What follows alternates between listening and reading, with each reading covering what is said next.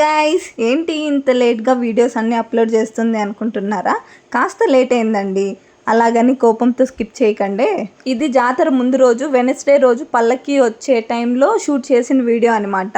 మనకి కోడూరులో 3 days కదా జాతర, Wednesday, Thursday, Friday. So Wednesday evening అంతా ఇంటికైతే రిలేటివ్స్ అందరు వచ్చేసారు. అందరం కలిసి గుడికి అయితే వెళ్తున్నాం. ఫస్ట్ గుడికి ఎందుకు వెళ్తున్నాము అంటే, మా చేతుల్లో కవర్స్ ఉన్నాయి కదా, ఆ కవర్స్లో ఏమున్నాయి అనుకుంటున్నారా? పూలు ఉన్నాయండి. ఆ పూలన్నీ తీసుకెళ్ళి అమ్మవారి గుడి దగ్గర వేస్తారు. ఆ పూలపైన అమ్మవారిని అయితే పల్లకీలో తెచ్చి కూర్చోబెడతారు. నేను ఫుల్ డీటెయిల్గా మీకు చూపిస్తాను, సో చూసేయండి. ఇక్కడ డెకరేషన్ మొత్తం లైట్స్, వేపాకుతోనే డెకరేషన్ మొత్తం ఉంటుంది. అమ్మవారికి వేపాకు ఎంత ఇష్టమో అందరికీ తెలిసిందే కదా. ఇక్కడ పూలు వేశారు కదా, ఆ పూలు ఉన్న ప్లేస్లోనే అమ్మవారిని తెచ్చి అయితే కూర్చోబెడతారు. ఈసారి కొంచెం లైట్ సెటప్ అంతా డిఫరెంట్గా ట్రై చేశారు అబ్బా మా కోడూరు వాళ్ళు.